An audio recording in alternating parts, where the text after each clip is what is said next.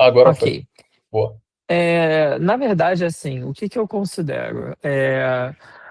O franchising, de modo geral, não é um setor no Brasil muito profissional. Então, a qualidade da mão de obra não é muito boa. A qualidade do serviço comparado ao que existe de franchising nos outros países também não é muito boa.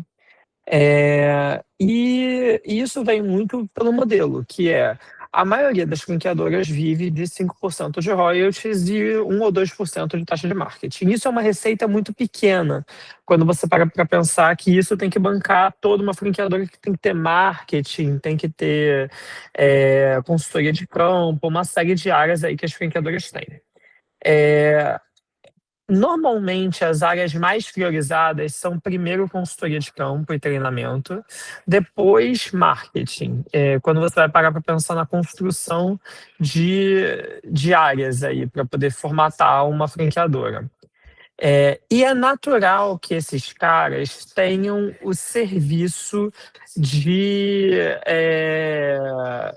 por exemplo, videomaker e produção de conteúdo audiovisual para marketing muito já estabelecido. E eu acho que esse é um ramo no qual você não deveria focar, porque, por exemplo, eu, Bruno, por exemplo, não contrataria, porque eu já tenho um videomaker interno. E eu sei que quem também não tem, de que quem não tem, já tem uma agência que de alguma maneira tem um contato já muito próximo que faz isso. Perfeito. Dito isso, eu acho que esse é um nicho muito mais competitivo, com muito mais gente pré-estabelecida. E assim, como eu disse, não é um mercado muito profissional. Então tem, por exemplo, no Rio de Janeiro, que é uma província, tem 2, 3 caras que fazem quase todo mundo, e que os 2, 3 caras são muito meio medianos, mas que eles dominam o mercado porque eles se estabeleceram historicamente e todo mundo acha que eles são os fodas e quando vai fazer tem que ser com eles. Não é muito comum a cultura do podcast, mas eu acho que se encaixa muito quando você para para pensar no,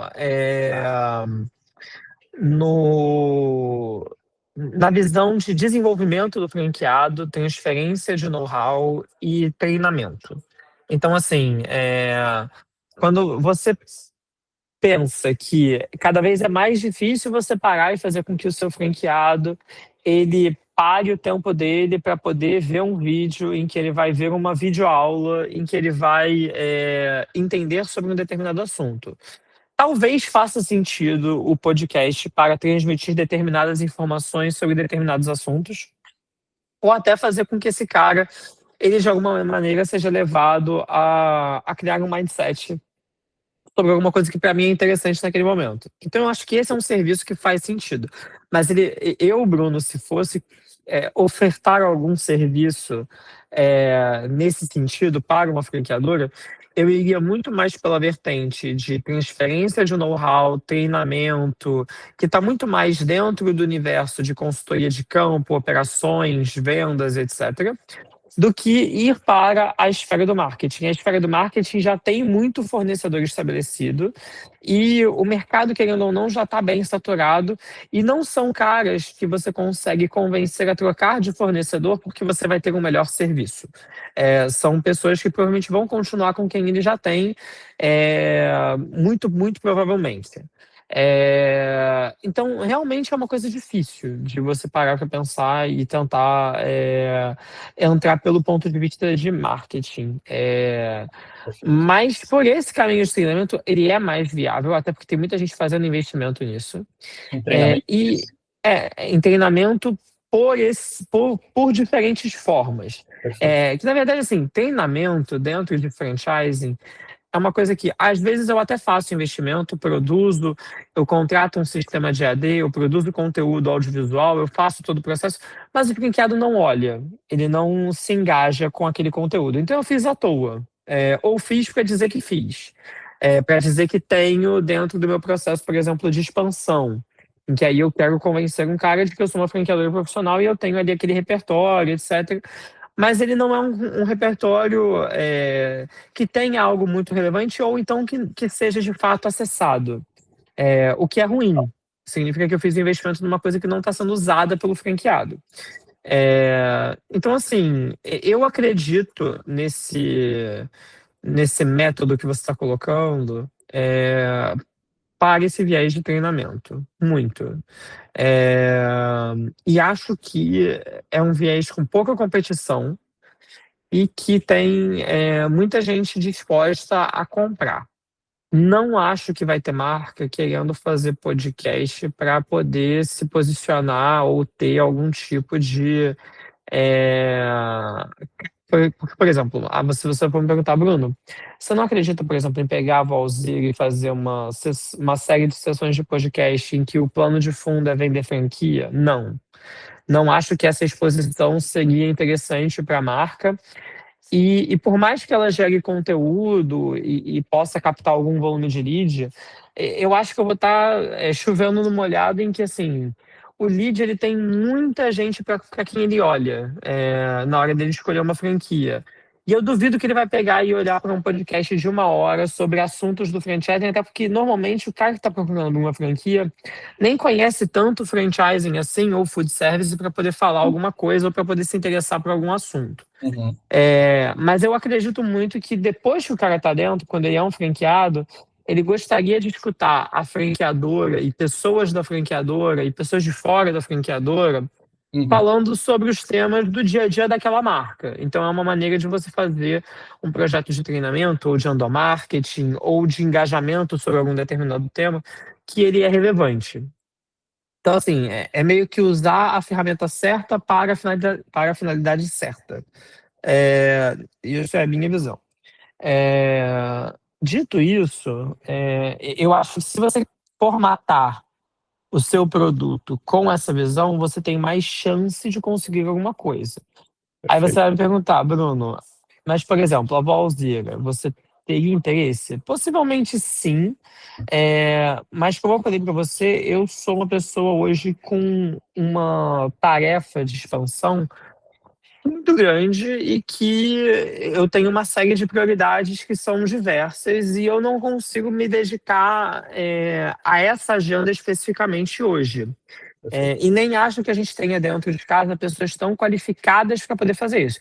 A gente pode pegar e, por exemplo, criar, e eu sou muito a favor disso, criar umas 5 sessões para poder fazer, umas 5 sessões assim, de bateria mesmo, de Uhum. 2 dias, para poder fazer uma disseminação sobre, sei lá, finanças, uma série de coisas que a gente pode pensar. Acho que a gente poderia, isso eu acho que poderia e eu acho que faria sentido. Mas eu, Bruno, sei que, assim, quais são as marcas que vão querer pegar e fazer isso? São aquelas que têm uma necessidade muito grande de começar a transmitir know-how, então são marcas entre 100 e 250 lojas, que normalmente ainda não estão tão estruturadas nesse organograma e nessa entrega de serviço para o franqueado. E que vão querer começar a montar esse pacote de como que eu faço para o meu franqueado perceber cada vez mais o meu papel, o meu serviço e o que eu faço. Então, assim, para mim é muito no entorno disso. É, e assim, o que não é uma notícia muito boa para você, porque eu acho que não vai indicar uma receita muito recorrente. Porque assim, todo mundo vai provavelmente querer fazer baterias. Se você for para questionar, quem você acha que tem aí intenção de fazer podcasts para, cara, quem eu acho que tem intenção de fazer podcasts para poder atrair é fornecedor. Então, a Gecom, por exemplo, tem esse interesse porque ela quer ganhar notoriedade, porque, querendo ou não, quando você faz um episódio com a Simone Galante, você chama 500 pessoas que contratam a Simone Galante ou que ouvem a Simone Galante para poder falar. Mesma coisa vale para outras pessoas que a gente estava discutindo ali. Que são vozes que, querendo ou não, as pessoas querem ouvir dentro desse segmento, mas são poucas pessoas, mas são pessoas que, assim, são os CEOs, diretores, etc., que estão decidindo efetivamente o que está acontecendo dentro das redes. Perfeito. Então é um público muito pequeno, porém muito qualificado. E eu acho que esse é o público que a Japão quer alcançar com aquilo ali. A Lynx, por exemplo, teve essa mesma iniciativa. Eu acho que tem algumas agências de marketing que têm essa mesma iniciativa, que gostariam de ter essa mesma iniciativa, mas é muito mais focado do lado dos fornecedores, porque no final do dia eles querem ganhar notoriedade para vender produto para a franqueadora, Perfeito. do que as franqueadoras em si, porque assim, o meu cliente, no final do dia, ele é um lead que não vai se interessar por esse conteúdo. É Tá. um lead para expansão. Eu até posso usar para o meu franqueado que ele talvez tenha interesse nesse tipo de conteúdo, mas vai ser provavelmente numa coisa muito mais limitada. Fazer isso em recorrência, os fornecedores são muito mais interessantes de você explorar. A Seara, por exemplo, talvez tivesse interesse. Aqui no Rio de Janeiro existe a Rio Quality, que é uma distribuidora muito associada ao food service, que ela significativamente tem interesse, assim como existe a Diniz Foods em São Paulo. E ele é um cara bem egóico, adoraria fazer esse tipo de coisa, porque ele adora se mostrar, adora falar e tal. Então, assim, tem algumas pessoas que são relevantes da ponta de fornecedores que essas sim podem querer desenvolver algum projeto mais de médio e longo prazo, que envolve aí um contrato, né? Mas das franqueadoras eu acho que é muito difícil se conseguir estabelecer, a menos que você esteja falando aí do Grupo Trigo, ou então do CRM, ou então do Boticário. É muito difícil você ter equipe, por exemplo, eu não tenho nem gente para dedicar para poder falar tão bem assim sobre tantos assuntos assim. Perfeito. E eu sei que eu tenho, por conta da minha margem, etc., muito mais grana para investir do que a maioria das franqueadoras do meu porte. E eu já não sou uma franqueadora pequena, porque eu agrego com 500 Uhum. lojas. Então, assim, eu acho que é muito difícil você parar para pensar que, assim, existem outras pessoas muito maiores do que eu. Se bobear de leads para você, de franqueador, existe no máximo uns 10 em potencial. Tá. Que vai ver contrato, que vai ver pacote para poder fazer algumas sessões, aí tem umas 50, Tá. possivelmente. Umas 50, umas 75, existe. Estou aqui falando de franchising até saindo só da alimentação. É, mas eu não acho que eles vão usar para uma finalidade que não seja algo interno, ou treinamento, ou difusão de conhecimento, ou então algo que seja. Porque sabe o que vai acontecer? Você vai chegar nos franqueadores e elas vão falar assim: ah, eu vou chamar o Adir Ribeiro, ou eu vou chamar a Simone Galante, ou eu vou chamar. São sempre as mesmas pessoas, mas enfim. Ou eu vou chamar fulano de tal X, que é uma pessoa que tem um plano. Tem gente que vai chamar o cara do Tropa de Elite, me esqueço o nome dele agora. O O, original, não o. o, acho que é Não, Rodrigo o nome dele. Que? Acho que é Rodrigo alguma coisa o nome dele, não é? É ele, Rodrigo Pimentel, Tem Isso. gente que vai falar do Rodrigo Pimentel, tem sempre aqueles que querem chamar o Bernardinho também. Enfim, eles sempre vão chamar pessoas que têm um discurso de engajamento, mas eles vão sempre levar para um viés de, por exemplo, eu quero vender um produto X. Aí eu vou criar toda uma conversa de 1h30 ou de 1 hora, que eu vou discutir vários assuntos, desde operação em loja até marketing, mas tudo isso vai ser com um cara de fora para me dar uma chancela de um argumento de autoridade, para eu poder, no final do dia, passar uma mensagem que venda produto X na sua loja. Uhum. Entendeu? Perfeito. Então, é muito esse jogo de convencimento das redes e de engajamento das redes em torno da agenda da franqueadora. Provavelmente, se você for entrar nesse ramo, é muito mais para isso. Tá. É, eu acho que isso é o que eu posso te agregar, assim, de visão. É, do ponto de vista aqui da Valzira, a gente realmente já tem uma iniciativa de produção de audiovisual interna que ela já é muito estabelecida, mas a gente pode avaliar alguma coisa em torno de treinamento e e de alguma coisa mais interna para poder engajar o franqueado, eu acredito nesse perfil, nesse formato. Aí tem que avaliar investimento, etc e tal. Beleza? Mas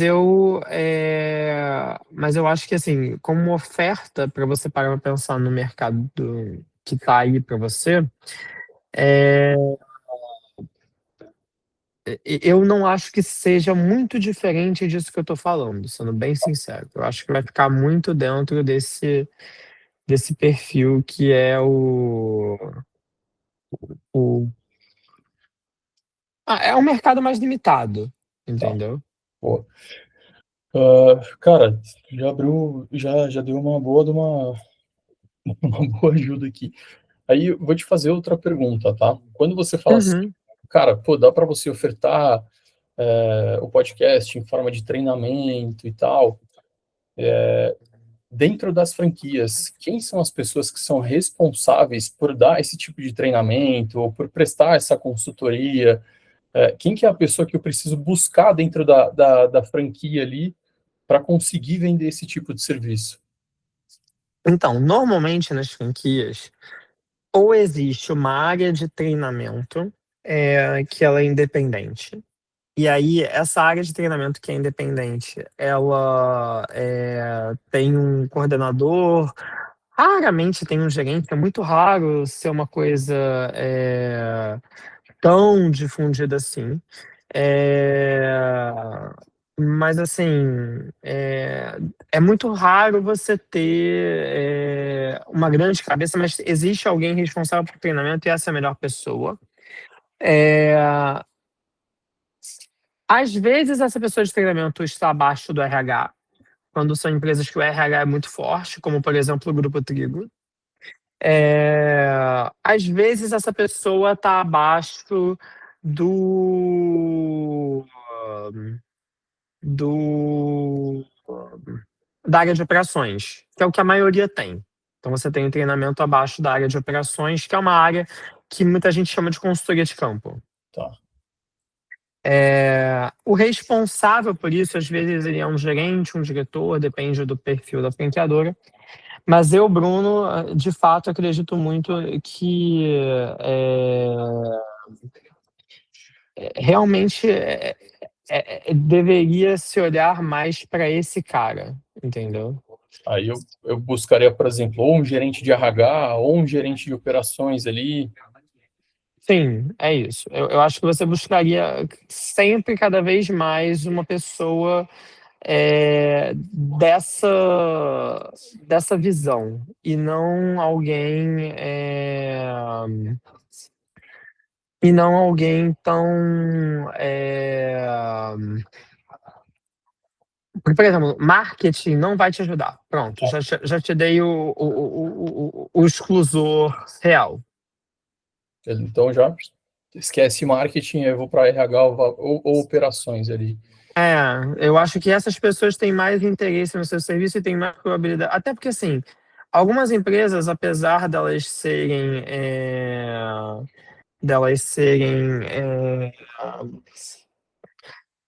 mais estruturadas, elas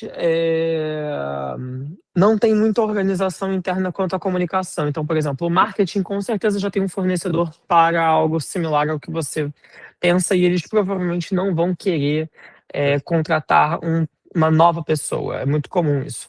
E aí eu acho que faria mais sentido você procurar alguém de operações, porque provavelmente essa pessoa não terá conhecimento, vai achar que você é uma solução do caramba, nova, e aí vai contratar porque existe a possibilidade de não conhecer uma alternativa.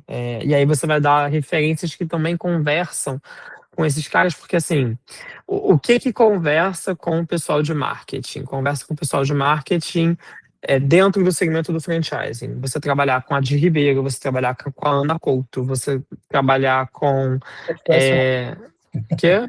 tu conhece a Ana Couto? Conheço. Tá. Não gosto muito do trabalho, mas enfim. Ela fez a nossa logo e eu acho que ela fez muito assim. Ela pegou uma madrugada que ela não estava inspirada e ela fez um olho de Tandera no formato de um O, que virou uma forma de bolo que ninguém consegue identificar como forma de bolo, a menos que passe uma hora olhando para logo. Para Tomado que piorar, ela- ela ainda criou uma identidade. Quê? A não ser que você tenha tomado o que ela tomou aquele dia. Não, e assim, o pior foi que na época ela fez toda uma identidade visual em que ela ainda fez um papel de parede do olho de Tandera, meio que como esses monogramas assim.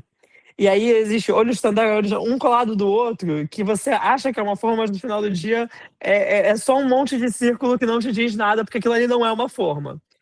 Você tem que se esforçar muito para você olhar de um lado X e conseguir enxergar a forma. Mas também fez a logo da reserva, com quem eu trabalhei e tal.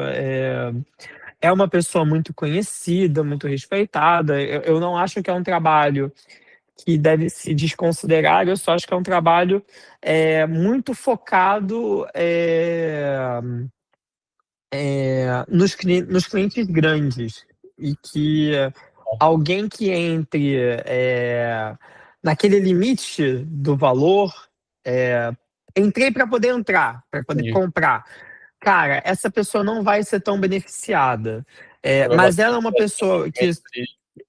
É, você quando se associa a ela, você tá em outro patamar, para o franchising de maneira geral, para o varejo até.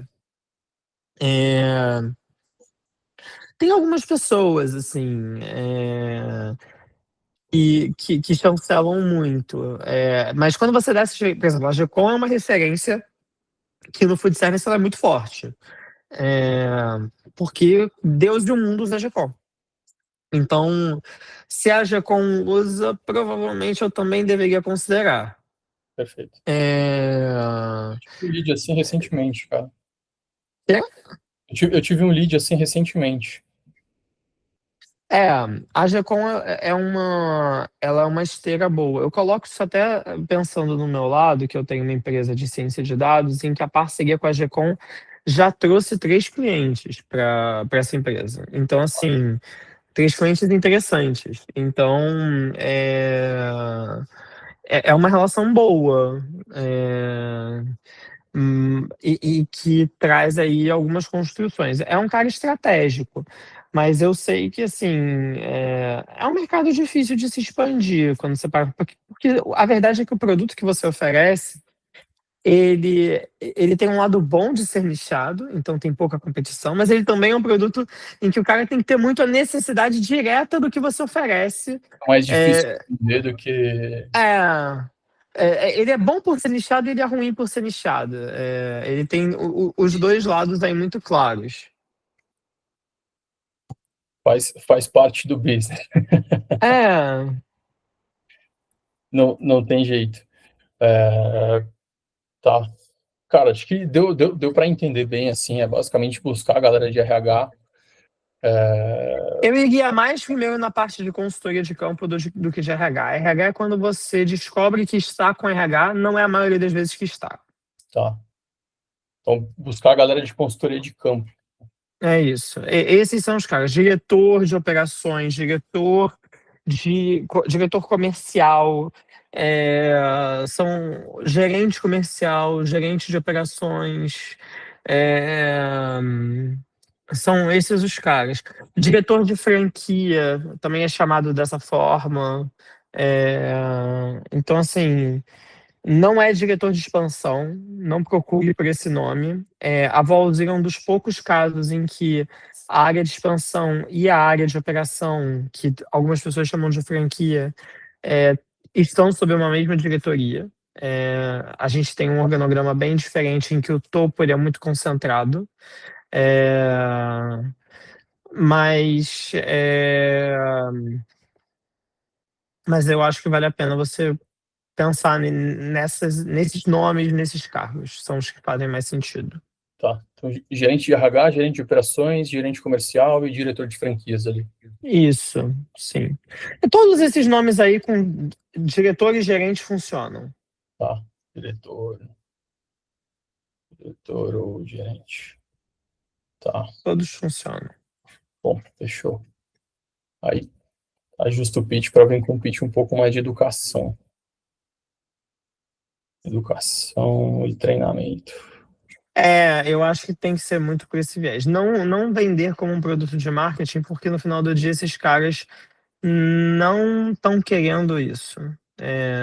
Aliás, assim, compartilhando até uma coisa que existe uma falácia dentro do franchise, porque o pessoal é meio burro mesmo, como eu te disse, de que marketing não vende. E essa é uma falácia muito difundida. Entendi. Agora entendi porque que você fala que a galera é muito. Não, mas eu falo em vários aspectos, esse é um deles. Porque assim, tem gente que. No franchising existe a ilusão de que tem gente que acha que marketing é fazer material gráfico para PDV.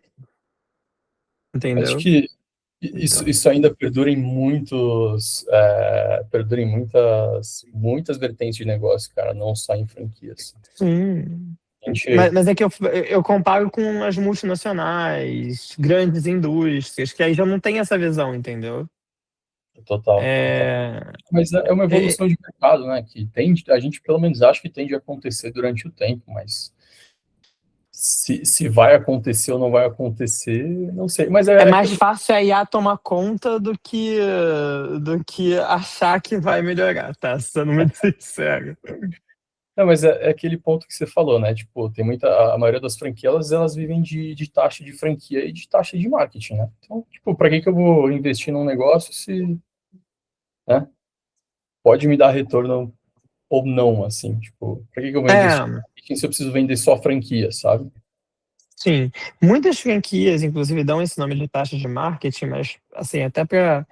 A taxa de marketing, no nosso caso, não, tá? A gente usa ela especificamente para marketing. Mas eu já vi que o comportamento de muitas franquias, do ponto de vista do DRE, é que elas usam a taxa de marketing como uma forma de jogar o maior número de despesas operacionais possíveis ali dentro, para poder reportar lucro. Então, assim, eu coloco o salário de gente que não tem nada a ver com marketing dentro da taxa de marketing.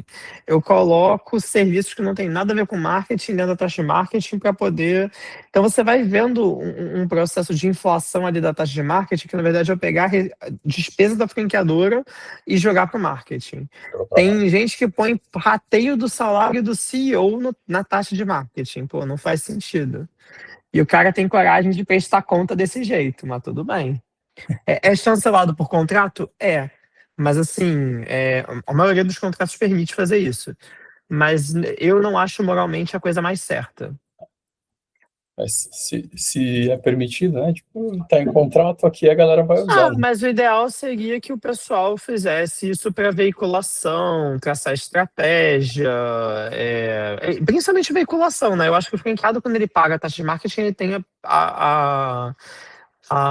o desejo de que aquilo seja aplicado em alguma propaganda externa que ele consiga ver, tangibilizar, entendeu? Eu concordo 100% contigo, mas a gente não vive Não, num, a gente não vive num mundinho perfeito, então, cara, os negócios são tocados assim, tu sabe mais do que eu. Eu não é, tenho franquia. E, pô, me fala uma parada. uhum, De repente, da possibilidade aí da gente, de repente, fazer alguma coisa juntos, né? uhum. Qual seria, de repente, a tua ideia? E aí, pô, tem de repente, uma data para a gente, de repente, produzir alguma coisa? Eu sei que você está em São Paulo semana sim, semana não, né? Pelo que você tinha comentado. Sim, hoje eu apresento no Rio, Pô, em que a gente tem um escritório bem bonitinho para poder gravar essas coisas. Mas assim, a gente está até precisando fazer uma faxina de novo, porque fizeram e já ficou uma bagunça.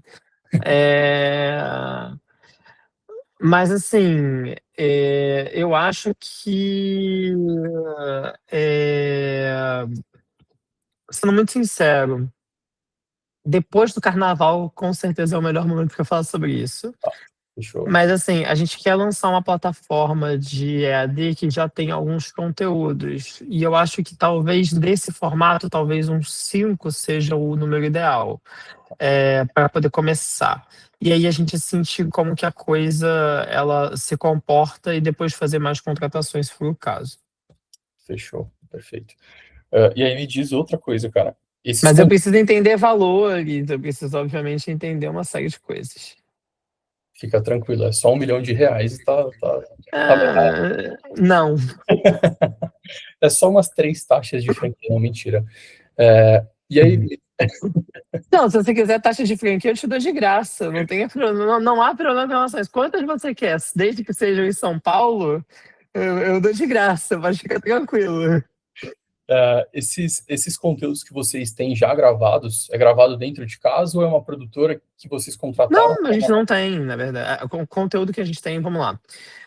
A gente grava conteúdo hoje para fins de marketing, que a gente tem uma pessoa interna, que é uma relação meio dúbia, em que ela trabalha internamente, mas ela também tem uma produtora, e aí a produtora dele é que é a produtora utilizada para poder fazer todos os conteúdos. Beleza. É isso. Ok. Eu achei que já tinha algum material de educação já preparado para soltar, né? Não, a gente tem a intenção de construir. Tá, fechou. Ah, tá. Cara, vamos lá. Você prefere falar depois do carnaval sobre esse assunto?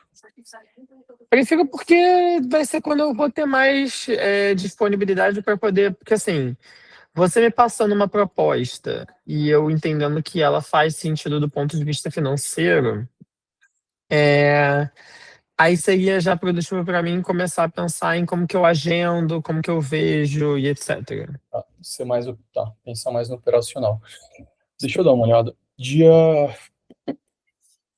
Aqui. Sexta, segunda, terça. Tá. Dia 23 a gente consegue voltar a falar. E aí eu já te trago essa proposta. Sim, pode ser. Pode ser o mesmo horário, dia 23? Ah, pode ser, pode ser.